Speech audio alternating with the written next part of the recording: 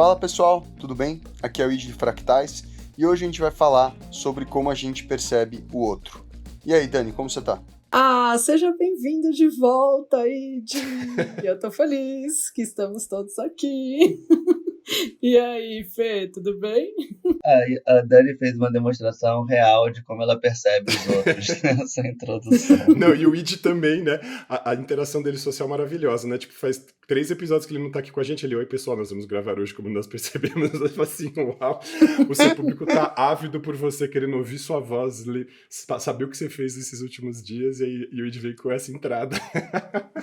Bom, vamos lá então. Falando sobre ruído de comunicação e literalidade, eu vou trazer uma história já que é muito boa. Ontem eu estava tendo Natal no meu trabalho e as pessoas estavam fazendo joguinhos.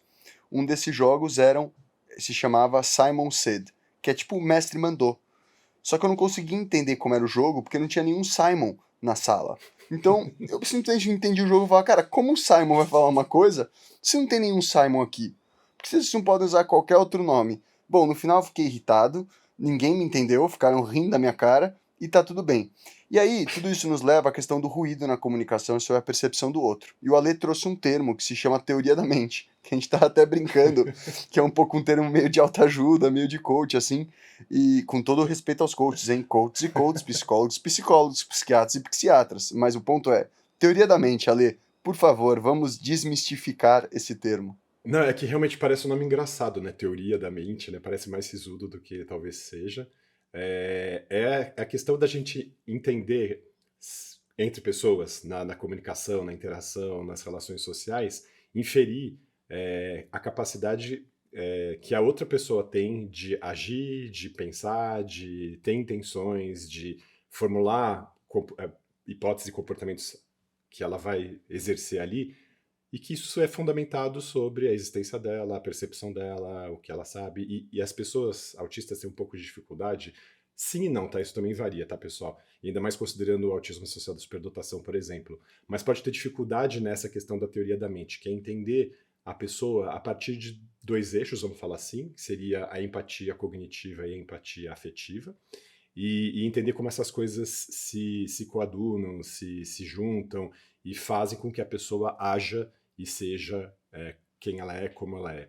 Então a gente pode ter um pouco de dificuldade. O clássico disso, por exemplo, tem a ver com a ingenuidade da pessoa autista, assim, né? Que a gente meio que considera que as outras pessoas vão pensar e sentir numa certa situação social a mesma coisa que a gente sente, e a gente não vai, talvez, desconfiar que ela pode estar sentindo outra coisa, pensando outra coisa, experimentando outro estado, e a gente vai reagir àquela pessoa e atuar com ela como se ela estivesse na mesma sintonia que a gente, não necessariamente.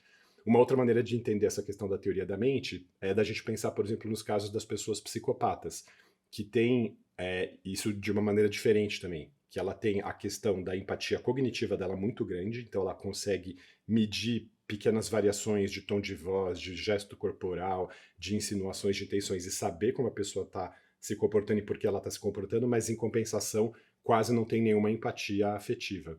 Então, e aí, nesse sentido, não se afeta, não se compadece, não se compraz com a outra pessoa, não tem essa interação. E aí a gente vê o que pode acontecer nesse sentido de uma pessoa querer manipular a outra a partir desse excesso de cognição, de empatia cognitiva, essa falta de empatia afetiva. E eu digo pessoas neurodivergentes, autistas, superdotados e tudo mais, a gente tem uma composição bastante diversa nesse sentido de como a gente percebe isso. Eu, por exemplo, percebo no meu caso que, até porque eu sou psiquiatra, eu faço disso meu trabalho, eu tenho que entender o estado da pessoa para conseguir ajudá-la, entender por que ela funciona, por que ela toma certa decisão, por que ela está atuando naquele sentido na vida dela, e isso para mim é bastante cognitivo. É afetivo também, eu sou hiperempata, assim, eu percebo e me compadeço muito rápido das pessoas. Só que, por exemplo, para situações pessoais, afetivas, isso eu já trouxe em vários episódios, mas a gente fala aqui de novo porque isso está sempre no nosso cotidiano. Então, nas relações pessoais, nas relações íntimas, nas relações de amizade e até nas relações de trabalho, isso pode gerar um monte de ruído dessa dificuldade de entender que a pessoa não necessariamente está sintonizada como eu estou naquela circunstância social. Mas isso é muito umbigo do mundo, né? Na verdade, tenho uma... Embora eu deva sofrer um pouco disso, obviamente, mas eu tenho um bode de pessoa que não consegue se colocar no lugar do outro, não consegue sair de si, né? para se colocar no lugar do outro, que é isso que a gente está falando. Mas, assim, ultimamente, olha que eu sempre falo, imagina se eu não fosse uma profissional de comunicação, porque eu fui talhada, estudada, enfim, para entender muito de comunicação. E muitas vezes eu me pego, assim, sem me fazer entender. E isso, para mim, é um problemaço, eu acho. Um Eu problemaço. queria falar sobre isso, porque reforçando 2 pontos da Dani. E o primeiro, que eu acho umbigo do mundo um termo muito engraçado. Eu fico tentando entender literalmente onde Você seria falou esse isso, tal eu fiquei umbigo do pensando mundo. nas Fossas Marianas, assim, que é tipo o lugar mais profundo que tem. Com certeza lá seria o umbigo do mundo. Boa. Eu acho que o umbigo do mundo não é um bom lugar para ficar de qualquer maneira, assim. Não parece bom, assim, umbigo. Umbigo, tipo, tem aquelas pessoas que têm um umbigo feio, sai pra fora, aí nem dá pra ficar, fica na Ai, para, montanha. por favor. Não... Tá bom, vamos lá, outra coisa. Mas falando sobre isso, aí aconteceu um caso exatamente que a Dani falou, mas tem um caso real. Eu, eu também sou de comunicação, né? Eu dou marketing, eu dou aula de comportamento. Na SPM eu dou aula de soft skill para jovens. Então, tipo assim, teoricamente, eu dou muitas aulas de como se portar em sociedade, o que é engraçado, sendo eu. E aí, uma vez eu estava me preparando para dar uma aula de persuasão, comportamento e como você entende outras pessoas no trabalho. E a minha mulher, a gente estava, eu e a minha mulher, a gente estava numa fase de desconexão. Tipo, ela estava no momento dela, que eu tinha mais dificuldade de entender o momento dela, e ela também não estava entendendo o meu momento ao mesmo tempo. Então a gente estava em desconexo comunicativo, assim, sobre emoções e ações. E aí a reação dela foi: cara, vai o Felipe dar aula de como entender as outras pessoas sem ele entender bulhufas do que está acontecendo aqui. Tipo, é semi-verdade. O problema não é que eu não entendia, é que eu entendia, mas não tinha o mesmo. Eu não conseguia dar o mesmo peso para aquilo. E esse é o debate mais interessante nesse caso, porque a questão é que a gente sofreu um assalto com as crianças no carro, e assalto afeta ela 10 vezes mais que me afeta. E para mim, tipo, passou o assalto, acabou. E ela ainda estava Porque na você é fase. carioca. Não, acho que, tipo, tem muitos cariocas com muito medo de assalto. Sim. E eu só fui assaltado em São Paulo. Aí, quebraram o vidro, tudo, ela ficou desesperada, tudo, e eu fiquei, tipo, super normal, como se nada tivesse acontecido. Vamos pra casa. Tipo, passou, não roubaram nada, susto, acabou. E ela ficou com aquele negócio durante 5 dias. E pra mim é muito estranho você ficar remoendo, tipo, eu não sofro tantos traumas, sabe, por muito tempo. E, tipo, pra mim é muito difícil entender que uma pessoa pode ficar com aquele trauma tão forte por muito tempo. Nossa, tem até hoje o trauma, desculpa te cortar, de quando quebraram meu vidro também, de assalto. Toda vez que eu vejo uma semissombra, eu pego uma semissombra do meu Quando lado, foi isso? Só pra saber quanto tempo eu vou ter que esperar da minha esposa. 2002. Fudeu. Você vê. É. Eu toda Não, mas vez ela já tomo um que ela já susto. sofreu o sequestro relâmpago, que é trauma dela, então tudo vira gatilho, sabe? Mas se você É. percebeu que você estava sendo assaltado, eu estava lembrando de uma história quando eu tinha 16 anos. Não, quebraram o vidro, não foi assim. Quebraram o vidro, É. e aí eu tomei um susto que quebraram o Não, vidro, sabe? Mas eu, tipo, ok. nem Não, mas teve não foi um assalto. assalto. Tá, ok. Foi um assalto nesse sentido, ok. Não foi uma abordagem, assim, porque não tinha 16, tinha 15 anos. Eu tava no segundo Não foi colegial, abordagem. voltando Mas pra o cara entrou casa. dentro do carro, tentou entrar dentro do carro, não pegou nada e Cara, foi eu tava embora. no, Era eu nóia. tava no metrô Tiradentes, voltando pra casa da escola, e aí um cara me abordou e começou a falar as coisas que ele tava falando, tipo, anunciando um assalto. Eu não consegui concatenar, eu achei, o cara tá me abordando na rua, tá me pedindo alguma coisa, eu vou sair andando, não quer dizer nada, eu não conheço essa pessoa. Até o cara insistiu, falou assim, mano, você tá maluco, cara? Você sai andando assim, isso que eu falei. Aí eu falei, nossa, esse cara tá me roubando, tipo, e eu acho que o cara anunciou pra mim, e eu Então, não aí, consegui só pra contar uma história concatenar. sobre isso, eu já passei por isso. Já Aham. passei por isso de modo engraçado no carnaval, mas eu estava bêbado. E eu tava andando bêbado no carnaval, aí veio uma pessoa me assaltar. Só que ela veio um assalto, tipo, fofo. Aí veio falar comigo, e aí, beleza, até abracei o cara, tudo, tipo, bêbado. Aí ele falou assim, pô, cara, tô sem tênis. Eu falei, putz, que droga. Aí ele assim, pô, queria seu tênis. Aí eu falei, cara, mas se você ficar com meu tênis, eu que vou ficar sem tênis, aí não é legal, sabe? Aí eu vou lá desse jeito. Ele reagindo ainda. Aí ele assim, pô, cara, me vê seu tênis. Aí eu falei, ah, cara, mó chato, cara, rouba outro, cara, não tô afim não. Aí ele foi, sabe? Ele achou a pessoa mais sincera do mundo. E aí todo mundo em volta falou, caralho, Felipe, o que que houve? Eu falei, eu acho que eu tava tentando, eu tava Acho bem que ele barato. tava tentando me roubar, né? Acho. Ele tava tentando me assaltar, só que foi um assalto fofo. Queria tanto seu tênis, né? Ele tentando salto persuasivo. É, foi tipo em etapas.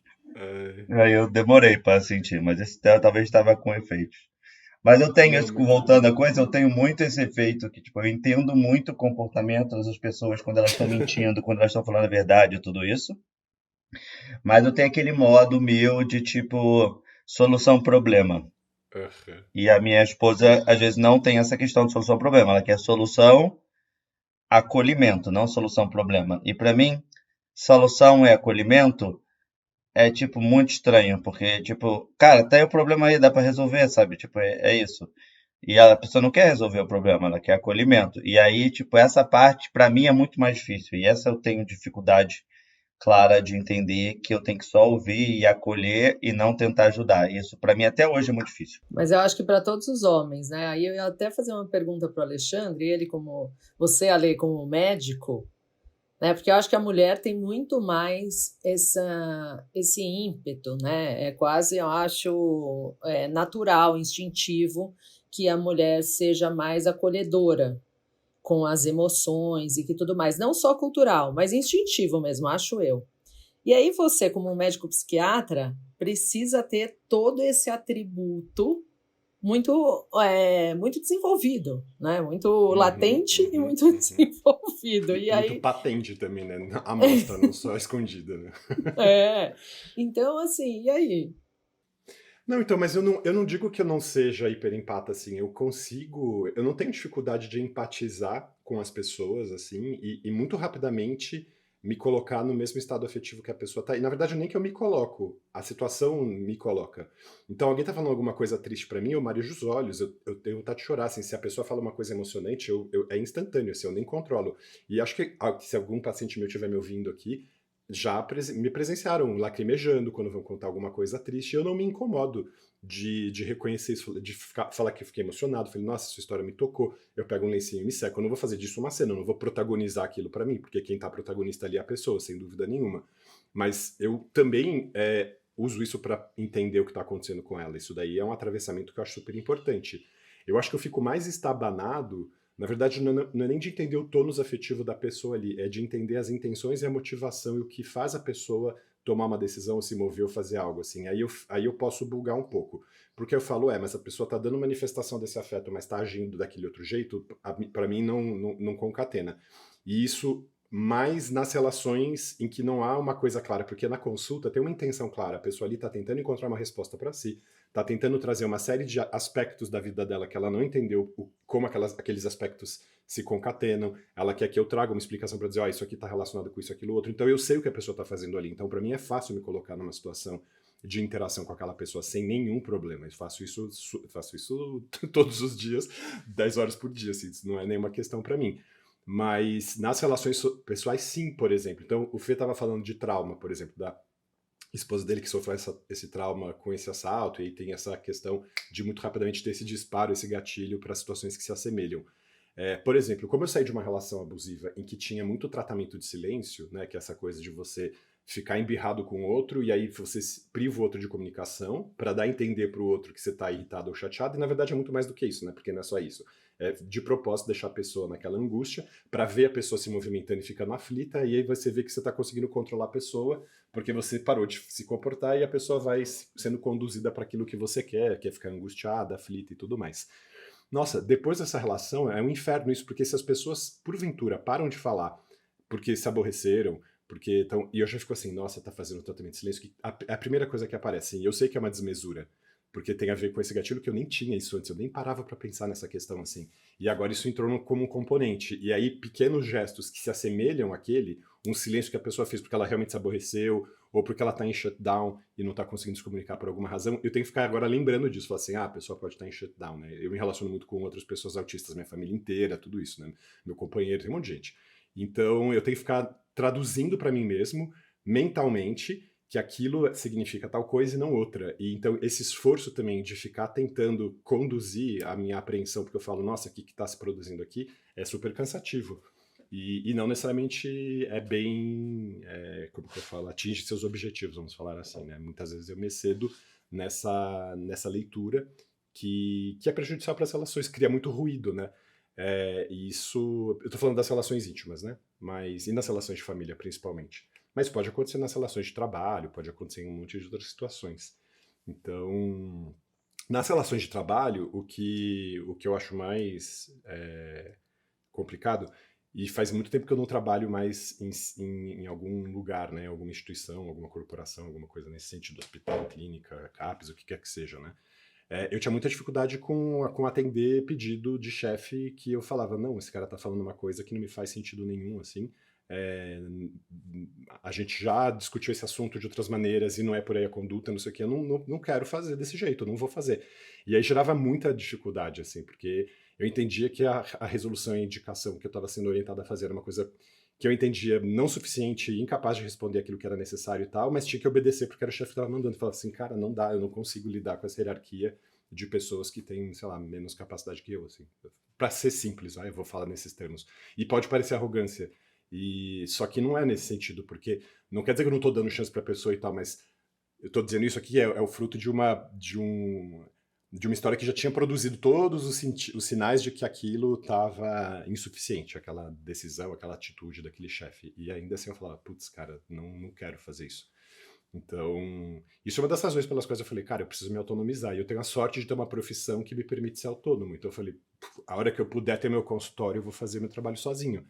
Mas eu sei que a maior parte do mundo não é assim. E tem que se sujeitar a essas relações e ser subalterno a alguém que você fala, cara, como que eu vou ser subalterno a alguém que tem menos visão, menos capacidade, tem uma clareza menos límpida do que está se dando ali? É difícil, é bem difícil. E Di, agora eu quero saber se você consegue antecipar o comportamento dos animais marinhos. Cognição social marinha. Cognição social marinha.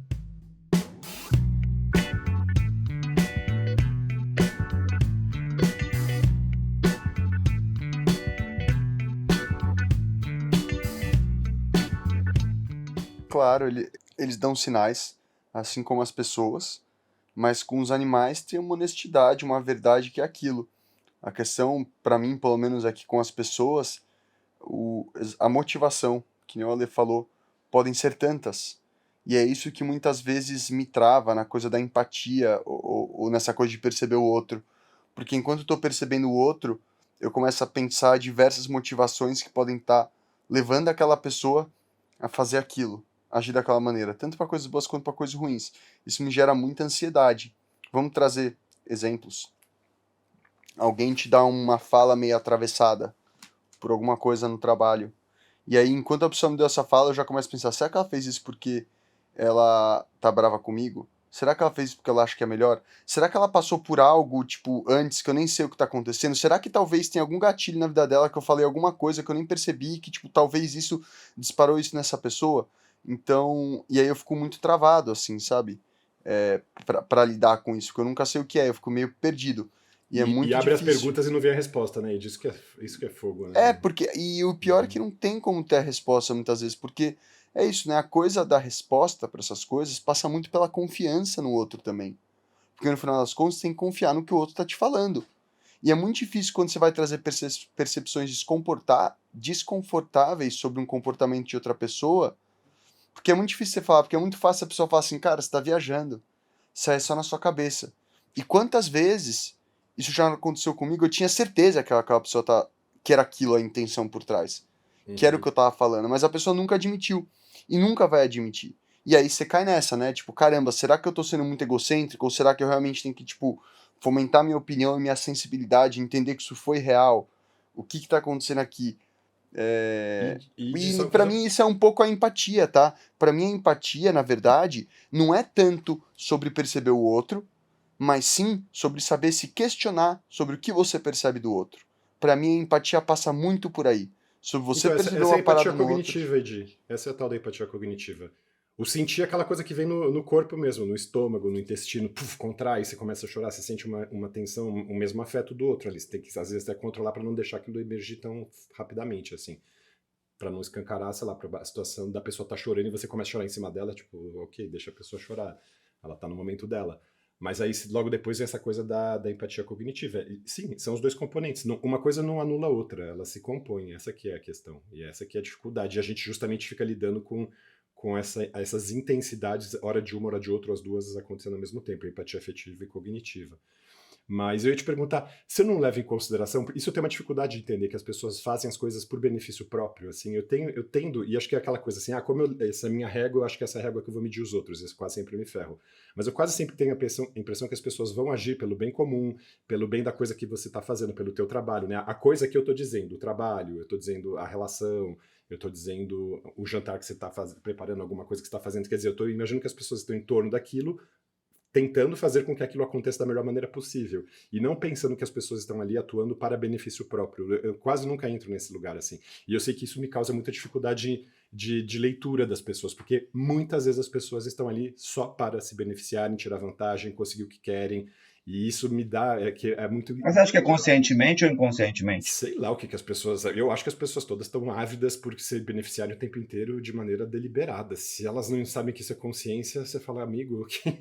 Aí a gente tem problema de cognição, né? As Não. pessoas Eu não acho que sabem de tem o si, que deliberado, eu ferros acho que elas tem são. momentos de consciência, eu acho que tem dúvidas de momento de consciência. Eu acho que eu vejo muitas pessoas que elas são boas inconscientemente, em sempre querer coisa, mas eu não sei se elas. É quase tão natural que não é considerado consciente, Não sabe? é Não é que ela foi questionado, planejada, né? é meio natural, Uhum, sabe? uhum. Então, sim, já é aquele tônus imediato ali. A pessoa nem se questiona sobre, ela só vai atuando naquilo. Desculpa, Dani. Não, eu ia falar que eu filosofo muito sobre isso, assim, sobre a intenção das pessoas e se sempre, se essa benevolência ou o altruísmo, ele é construído ou ele é nato. Uhum, Porque eu tendo a achar, pelo meu comportamento, que ele é nato. Mas, uhum, racionalmente, eu penso assim, putz, eu consigo entender que um indivíduo vai pensar sempre em se preservar. Essa é a primeira, na minha cabeça, a primeira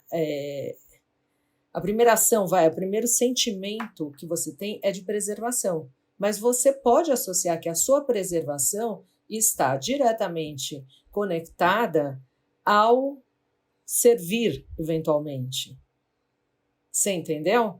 Claro, com sim. certeza, eu concordo. Eu não acho que é algo nato, eu acho que é algo construído também, mas acho que é uma mistura dos dois, sabe? E passa por tantos lugares, tipo, vou dar um exemplo, eu reparei Você deu uma esses de dias, Caetano Veloso, agora explica melhor.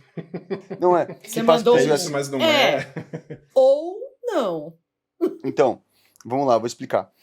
Eu acho que realmente tem certas pessoas que têm uma empatia nata, e isso é uma coisa que a gente fala aqui no podcast, por ser uma característica do Uhum. autismo mesmo, mas eu acho que também essa empatia vem muito da coisa do espelho do outro. Por você estar sempre descolado do mundo e sentir que você é diferente, você aprende a observar o mundo por outros olhos, porque você nunca teve completamente imerso. Então isso faz você observar tudo com muita minúcia e ter muita empatia, porque você sabe o que é se sentir deslocado. Então isso é uma coisa meio nata que vem da sua condição, da maneira que você processa as coisas. Porém, existe uma construção também. Eu consigo ver claramente que a minha empatia está fortemente conectada com os meus professores na escola, que falaram sobre temas como capitalismo desde cedo, sobre distribuição de renda desde cedo. Eu vejo também que vem muito de quem eu era na escola, de não ser um menino popular, e olhar para as pessoas que eram populares e ver como as pessoas eram.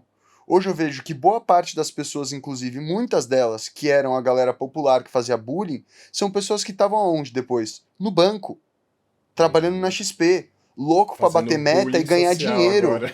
entendeu? Disfarçado. E as pessoas Uhum. viraram, sério. Eu falei, nossa, realmente, mas isso é uma coisa. A outra coisa que vocês estão falando, que era sobre não perceber a intenção dos outros. Cara, das pessoas terem intenções que só pensam no bem próprio, ou falas que realmente visam atingir negativamente quem está ali na frente, eu passo por isso constantemente. Porque o tempo inteiro eu tenho um grupo de amigos que está em outro grupo de amigos. Então, quando eu estou no meu grupo do círculo mais íntimo, as pessoas vão comentar. Você viu o que o fulano falou? Você viu aquilo que aconteceu? Você viu tal coisa? E eu nunca percebi nada de nenhuma dessas coisas. Se ninguém tivesse me falado, eu nem teria visto que aquela pessoa falou uma fala com tal intenção. Exemplo, vou dar um exemplo muito bom agora, aconteceu na ceia de Natal. Que, tipo, a menina tava com cara de cu na mesa o tempo inteiro. Primeiro que eu nem percebi isso. Porque eles falaram, ela não queria estar ali e tal. E aí, na hora de ir embora, eles falaram, pessoal, então, beleza, vamos embora. E a menina pegou e falou, tipo, bora, tá na hora mesmo. E aí, um amigo meu veio falar, cara, eu fiquei com muita raiva quando ela falou isso, porque eu sabia que ela falou isso na intenção de, tipo, falar, nossa, o que eu tô fazendo aqui, entendeu? Coisa chata, eu quero ir embora logo. E na minha cabeça eu tava assim, eu tava, sei lá, entretido na conversa que eu tava tendo com quem tava do meu lado, entendeu? Eu percebo tudo, mas as coisas não vêm, porque como elas não existem em mim, e quando elas existem, elas são muito na cara, entendeu? Eu não sei esconder. Se eu quero te machucar, você vai saber que eu quero te machucar. Não é escondido. Se eu quero te fazer, você vai saber também. Se uma coisa me incomoda, você vai saber. Se você me dá um presente e eu não gosto, você vai ver na minha cara. Não tem nada que eu vá fazer que esconda essas coisas. Isso de machucar, Ed, eu não diria Mas que a gente então, faz de propósito pra eu machucar. consigo. Fala, Fê. Eu consigo. A minha cara não é tão. Eu tenho habilidades maiores em conseguir mentir ou Masking. enganar. Eu tenho um masking mais eficiente nesse quesito, assim, sabe? Às vezes eu Então, mas faço eu ia pra comentar que machucar, assim, Lê. essa intenção de machucar propositadamente você faz, nossa, eu posso machucar, eu sei que eu posso dizer coisas duríssimas, mas a minha intenção é dizer coisas duras e necessárias, não falar assim, vou falar coisas pra te machucar assim assado. E Eu não aí Ah, é gosto que de posso falar até ser coisas mais para eficaz. machucar. Não, não, Eu eu com essa fiz uma poupo. intenção. recentemente. Eu posso dar um exemplo. Mas em grupos de WhatsApp, aí eu vou pegar. Em grupos de WhatsApp, vocês são a pessoa que adoram zoar o outro e entrar em debates, ou vocês nem participam disso, ou vocês nem têm grupos desse tipo Eu de nem coisa? tenho grupo, eu nem falo com ninguém, eu demoro séculos, meses Ou pra eu sou o responder cara que adora pessoas. zoar no grupo de WhatsApp, assim, tipo, criando vídeo, é como tipo um job que eu tenho que fazer de Ah, trabalho, de Eu tipo. tenho um eu amigo ficava assim. lacrando antes da pandemia.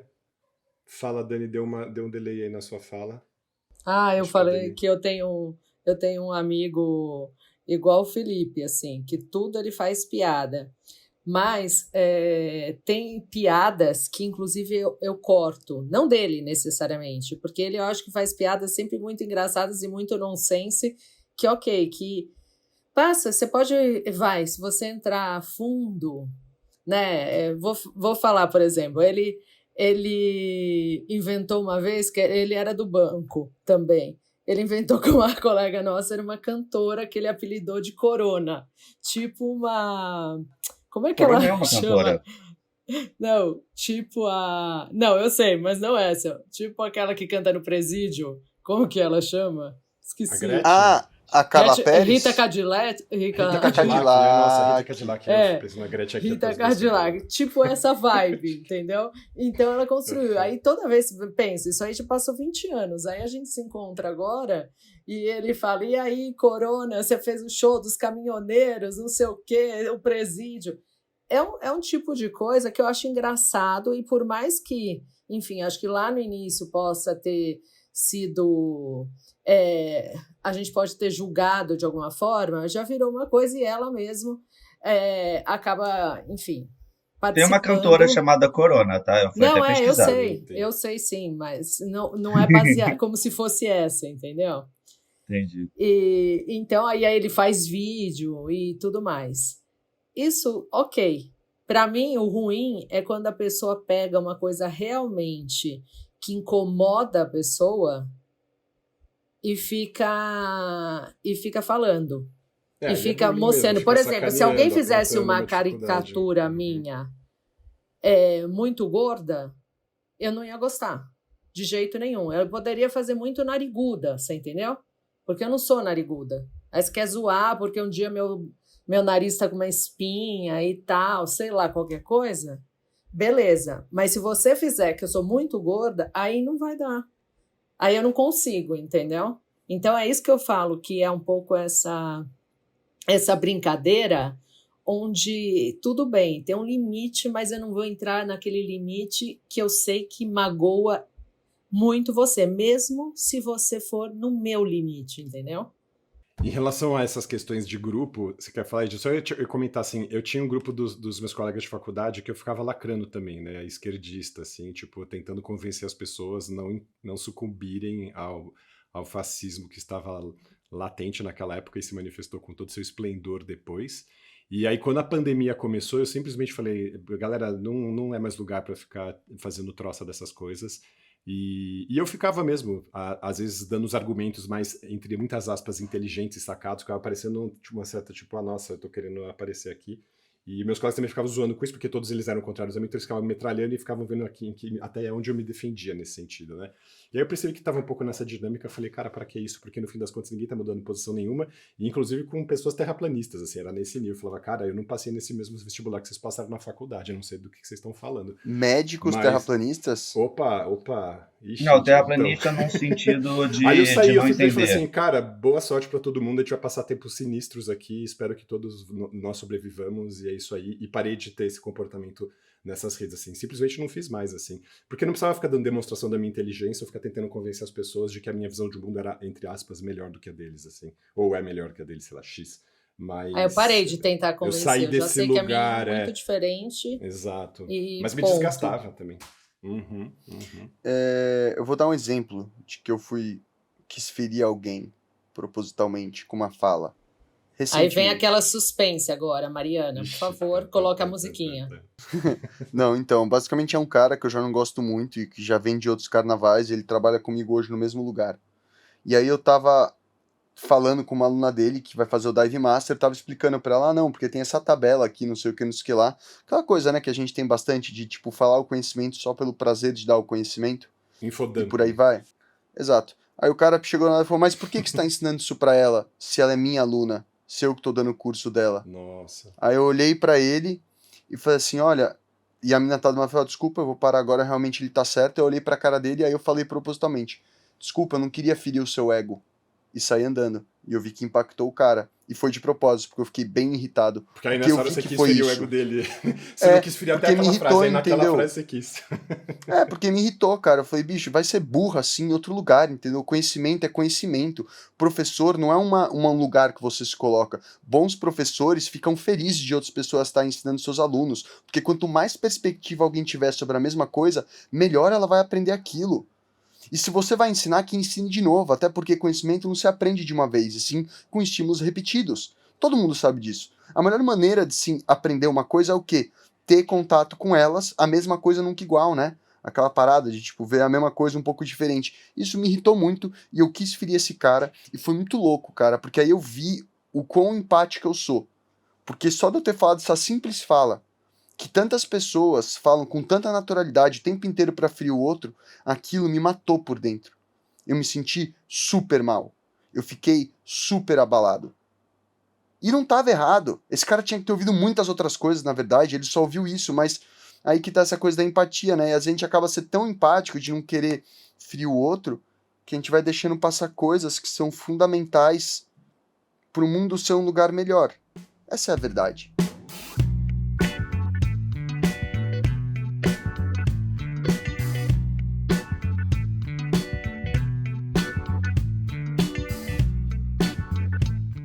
Não, mas eu acho que a empatia, nesse caso, tem que entender é que a discussão profunda da empatia é tentar entender. Tem três pessoas nesse caso, né? Tem você, ele e a pessoa que está sofrendo, né? Tem as três partes e cada um tem a sua motivação, errada ou certa, baseada em quem está olhando, né? A empatia é tentar entender todos os lados e tentar falar direito cada um. Obviamente tem pessoas que são ruins e erradas e tem que dar um sinal para elas. Pessoas, a grande maioria, tá? Eu tô de Não, saco sim, cheio Isso que é de fogo, demonstrar não sei se é a grande conhecimento. maioria, Pô, que mas, isso, Fê? Quantas vezes, cara, em meios sociais eu tô falando de alguma coisa, o tempo inteiro tem que ficar aturando olhares das pessoas me olhando como se estivesse mas eu inventando acho coisa pra isso uma questão aparecer. sua que a gente já conversou, que eu acho que é mais você com uma percepção. Tipo, você ainda acha que ninguém ouve nosso podcast, sabe? Você tem essa. Eu entendo o que você quer dizer, eu tenho essa parada mesmo, mas também Você o tem diagnóstico do esse autismo. senso desse quesito. Não, mas eu acho normal. Isso não nega que eu acredito que você sofra isso, tá? É só que eu acho que a ênfase é diferente, porque tudo você tem, até quando você conta a sua história, vem com todo esse peso histórico, e aí uma expectativa que até pessoas novas que não sabem a sua história vão agir igual as pessoas da escola agiam com você, sabe? Tem esse peso. E eu como tenho menos isso, eu acho que é menos. Ou eu levo menos a sério. Não que eu acho que eu sofro não tanto quanto, nunca dá para saber. Sofro, mas o peso que eu dou a essas situações e as reações são bem menos, me afetam bem menos do que a outras pessoas. Isso não significa que não aconteçam, significa que o peso a mim é diferente. Traduzindo isso em termos técnicos, seria como se você estivesse dizendo que o id tem uma espécie de transtorno de estresse pós-traumático complexo, que ele fica nesse redemoinho dessas reações que já estão instaladas, E esses o ID tem gatilhos uma que rapidamente questão, desencadeiam essas e o mesmas. ID tem essa Pode questão ser que tipo, mesmo, a mas gente pode até é o trazer. trauma de passar a vida inteira sendo E a gente pode trazer. rechaçado. O ID não acredita que as pessoas têm interesse nele nesse podcast, tanto. E aí a gente fala pra ele, mostra em números, os comentários Eu e tudo acredito mais. zero. E ele Vocês podem continua falar não quando vocês acreditando, faz 3 quiserem. anos. Hã? Podem falar o quanto quiser, eu não acredito. Pra Então, mim, exatamente, Pessoal, mas o meu ponto é escrevam exatamente, mensagens de só amor pra Você mim. tá meio reforçando ao ponto. terraplanista. Mas, então, nesse Terraplanista, Tá caso, Paulo. pra negacionista. mim, não nesse é, caso, o ID porque é tipo uma coisa terraplanista. Negacionista. não Não, é, mas porque eu nesse. vivo. É o mundo que eu vivo, entendeu? Uma Então, coisa é a bolha, mas as esse pessoas mundo que que você escolhem vive, ouvir. na Isso, nossa isso. visão, vamos separar terraplanistas, são pessoas que vivem num mundo alternativo ao nosso. Nesse caso Só que não, específico, para a gente é estranho o Id não ver o que é tão óbvio para nós em relação a ele. E ele não vê isso. Então, é como se fossem dois mundos iguais, Mas eles a estão gente vivendo tá em falando conjunto. exatamente disso aqui hoje. É, É muito legal, é que é exatamente exatamente essa isso. dificuldade de cognição social. É exatamente isso. E esse, para mim, é o caso mais real, que está há 3 anos aqui. A gente traz números e a reação do ID ao número é: eu não acredito neste número. Não é que, tipo, desculpa, mas Não, é esse que o número número não está batendo. significa muita coisa pra mim também, Fê. É engraçado. Eu vejo esses números e eu falo, nossa, que legal, mas eu não tenho a dimensão do que isso significa. Eu gostaria de ver Não, essas mas não pessoas na precisa minha nem saber a frente falar, ah, é dimensão. isso aqui. Não é nem questão de saber a dimensão. Pode ser 5, 10 mil, 5 mil, tanto faz. Uhum. É que o ID nem acredita que tem 100 pessoas que gostam da gente, sabe? Tipo, sei lá. É Eu ia só verdade. fazer um comentário de uma coisa que você falou rapidamente, assim, na Você sua não frase. acredita nem que a gente gosta de É, você, né? exatamente. Tem vários momentos que eu questiono se vocês realmente gostam de mim, eu não vou Não, por isso negar. que quando o A ID gente falta, mídia, deixa eu a declarar. falta do ID, quando o ID falta aqui, afeta mais a gente, às vezes, do que ele. Porque como ele realmente não acha que tem tanta gente assistindo, essa falta é menor, é menos coisa do que a gente, que eu sei que as pessoas se sentem mal se a gente atrasa o episódio.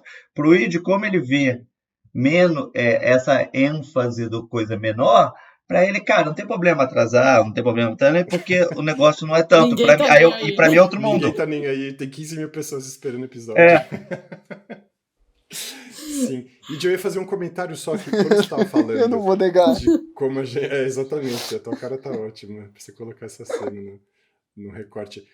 Eu ia fazer um comentário de que uma hora no começo estava falando dessa questão, dessa dificuldade de interação social e de que a gente está no mundo e afastado das pessoas, assim, não, se for afastado do mundo, alguma coisa nesse sentido. Eu ia só fazer uma correção nesse sentido. Quando você fala que a gente está afastado do mundo, eu estou pensando do mundo da socialização, né, do mundo das interações sociais das pessoas. Porque eu não diria que eu estou afastado do mundo, que eu estou, tipo, como eu posso dizer, escondido, ou com aquela impressão de que as pessoas falam, a pessoa está alheia, tá, sei lá, viajando no mundo da lua, tal. Pelo contrário, eu tenho a impressão de que a gente é muito mais imerso e estimulado e receptivo às coisas do mundo, aí eu tô dizendo o mundo como o planeta, tudo que tá acontecendo e tudo mais, do que outras pessoas, assim. Então, não é só fazer esse comentário, só porque eu vi que você falou isso, eu falei assim, nossa, mas eu acho que a gente tá falando do mundo da socialização, do mundo das interações humanas, do mundo da Mas é desse sociedade. mundo. Mas esse Não, é o é nesse mundo que é o sentido. mais presente muitas vezes. E, tipo, aí que tá, galera. Por que é difícil pra mim acreditar em tudo isso? Porque, em contrapartida, eu tô rodeado de um monte de homem competindo entre si. Eu tô rodeado num mundo que as pessoas falam as coisas muitas vezes porque elas querem poder. E elas querem ter a razão. E elas querem aparecer e ganhar uma discussão. Então, o tempo inteiro eu tô vendo isso acontecer e tô pensando, cara, se isso tá acontecendo, provavelmente estão esperando isso em mim também. Uhum. Então, imaginando que eu vá ser isso e eu tô sendo julgado como isso. E isso me mata por dentro. O exemplo do cara, eu explicando pra menina agora no trabalho do negócio de mergulho, foi exatamente isso, entendeu? E quantas vezes isso não aconteceu e vai acontecer, né?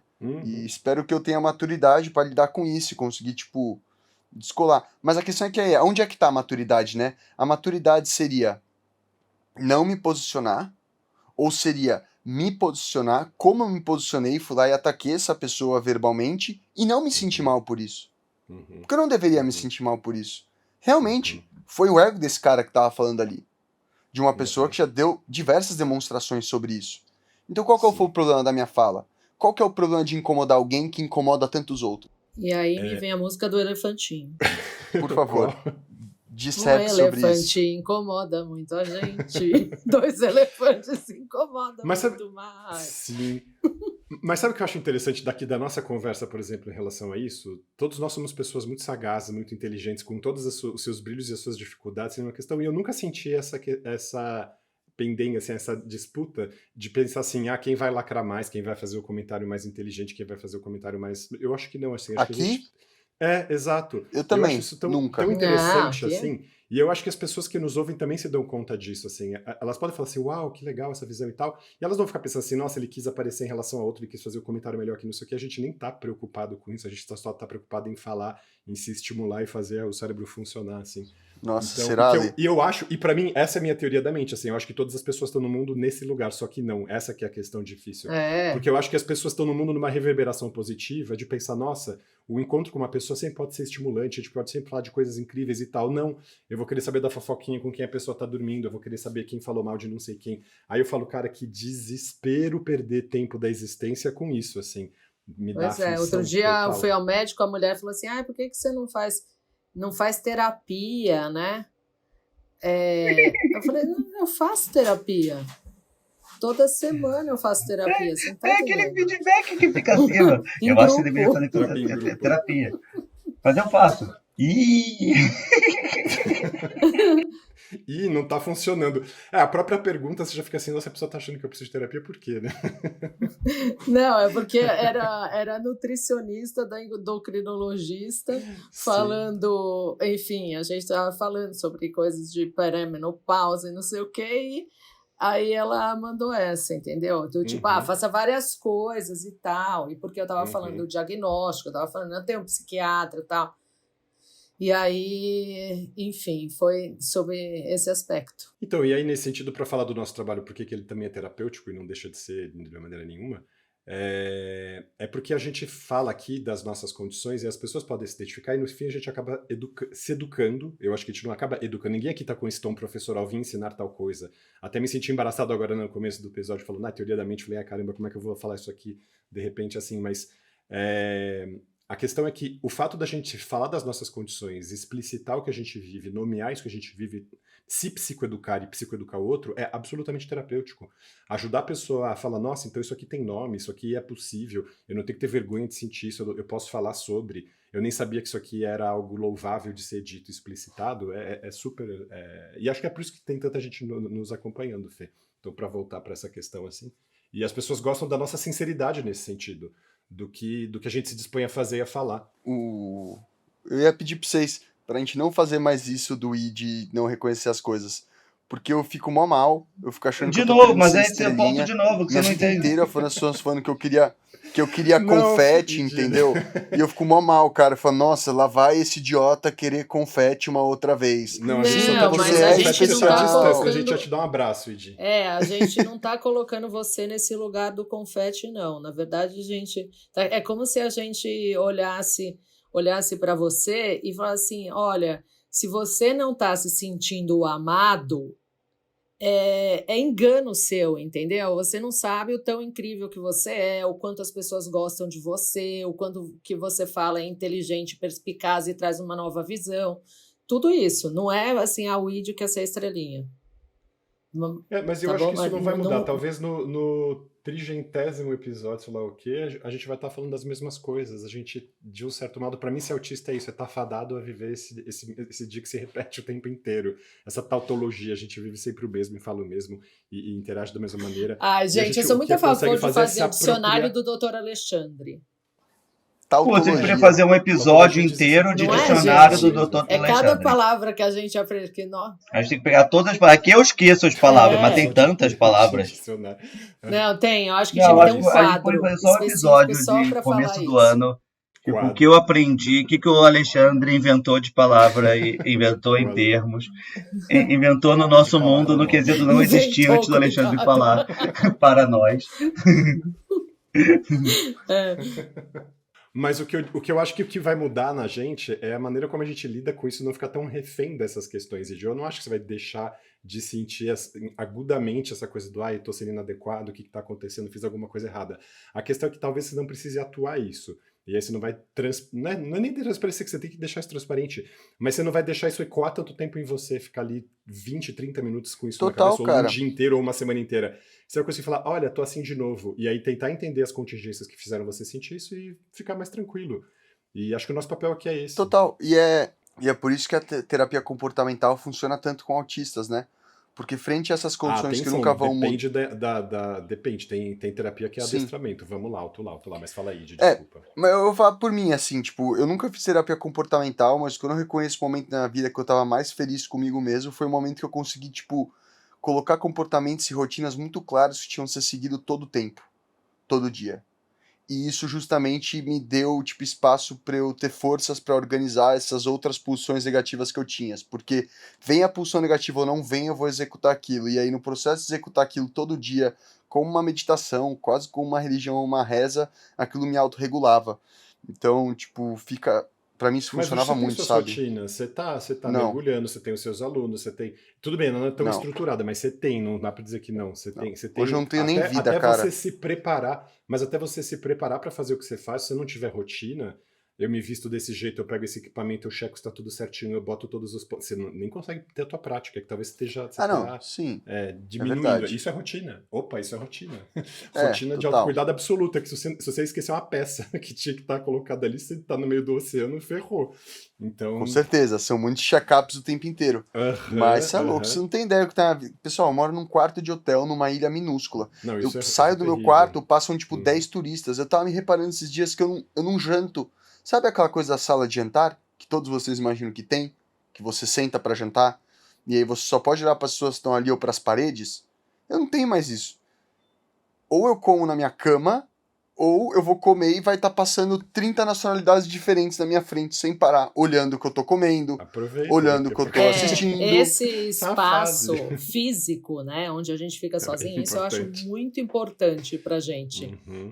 E é verdade, Sim. as moradias não só aí, aqui também, né? Aqui tá com um monte de estúdio de 20 metros, 30 metros, 18, enfim, é 22. tipo Uhum. um quarto de hotel. Uhum. E é isso, é desespero. Mas você tem que ter alguma coisa. Eu tenho esse meu refúgio é meu quarto. Eu estou no meu refúgio. Quando Exato. a casa está coabitada. Então, adeus. Tchau, Acho tchau. que chegou a hora do fim do episódio, exato. E a gente provavelmente esse aqui vai ser um dos primeiros do ano, né? Então, ótimo 2026 para todo mundo que está nos ouvindo. Excelente ano novo. Ótimo Viva nós. 2026 para vocês. Que ano que vem. Esperamos vocês, hein? Que ano que vem É nóis. conseguimos Grande captação beijo. e sejamos. Esse podcast fique ainda maior.